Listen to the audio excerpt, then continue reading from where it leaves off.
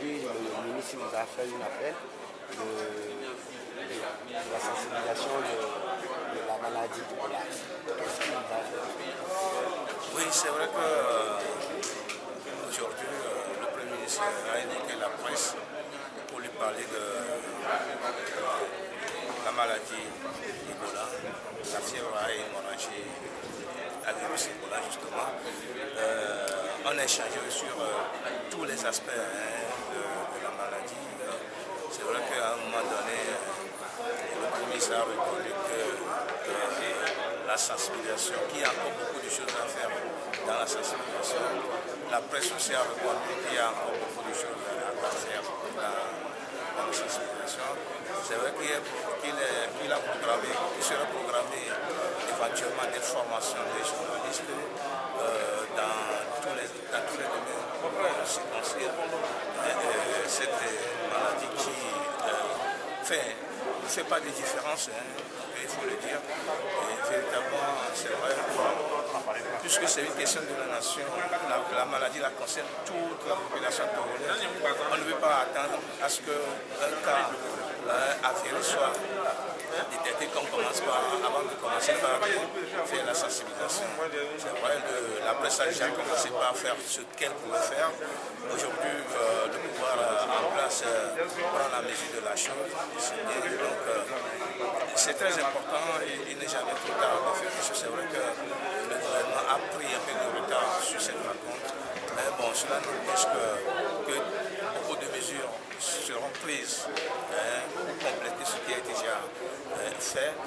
Comme ça, on évite cette maladie-là qu'elle arrive au Togo. Donc, comme l'a dit le Premier ministre, il y aura des sensibilisations à partir des télévisions togolaises, des radios à l'intérieur du pays, des sensibilisations de toute la population, des formations, voilà. Et donc, je crois qu'avec tout cet ensemble-là, on arrivera de toute façon à maîtriser cette maladie. Surtout étant donné que le Togo n'a pas encore des appareils sophistiqués, des appareils qui peuvent détecter ces maladies-là, ce virus. Donc, c'est vrai qu'on est en train de faire le peu qu'on pourra. Et on attend ce que justement on pourra faire pour que la sensibilisation soit accentuée et pour qu'on arrive quand même à s'annoncer cette maladie. Vous venez de dire tout de suite que le Togo n'a pas encore des appareils pour faire les tests sur cette maladie. Donc, et s'il y a un cas actuellement enlevé, comment ils vont faire pour résoudre cette maladie? Oui, justement, le Premier ministre l'a reconnu et le professeur avait dit, le comité avait dit que tous les cas qui ont été suspectés ont été envoyés, c'est-à-dire que les tests ont été envoyés à l'extérieur du pays, au Ghana et puis à Paris. Et donc, c'est-à-dire en France et au Ghana. Et donc, tous ces cas-là sont revenus négatifs. Tous ces tests-là sont revenus négatifs. Et donc, c'est vrai qu'ils vont continuer par envoyer des tests à l'extérieur. Et au moment, en attendant que le pouvoir fasse des efforts pour trouver des appareils.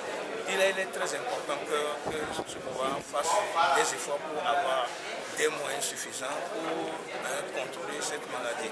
Il est très important également que le pouvoir en place, le gouvernement en place tous les moyens nécessaires pour s'acheter des machines, pour pouvoir quand même détecter, confirmer ou infirmer l'existence de cette maladie.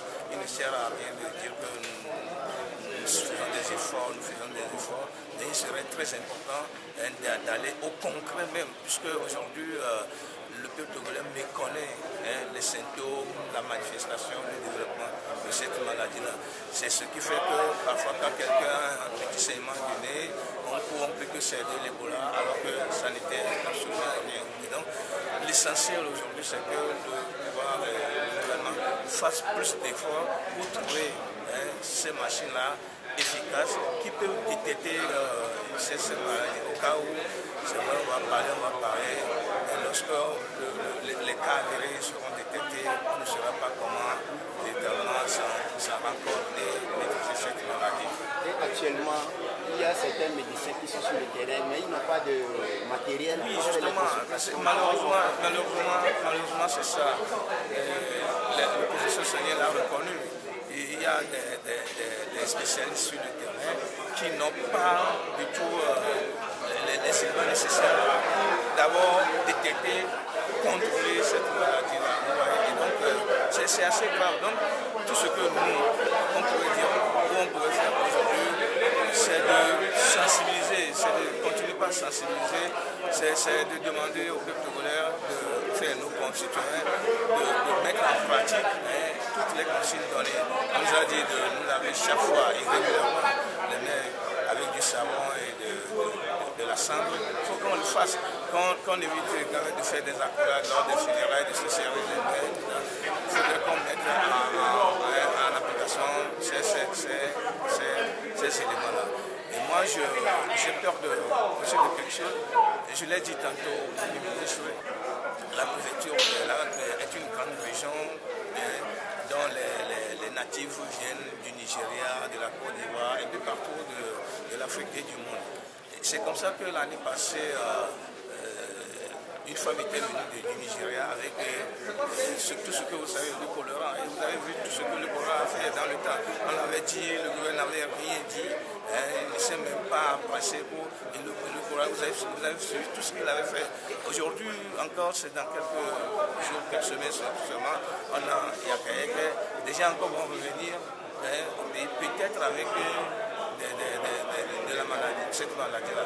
Mais on ne sait pas comment ce que véritablement le gouvernement en place va faire pour savoir si des gens sont venus avec ce virus, sont partis, ils ont laissé ça, je ne sais pas. Donc, de toute façon, pour moi, il nous revient en tout cas de sensibiliser par tous les moyens et par les radios, par la presse, de dire à tous ceux qui viendront au pays pour cette période de fête-là, de faire extrêmement attention pour que n'arrive pas au temps. Merci.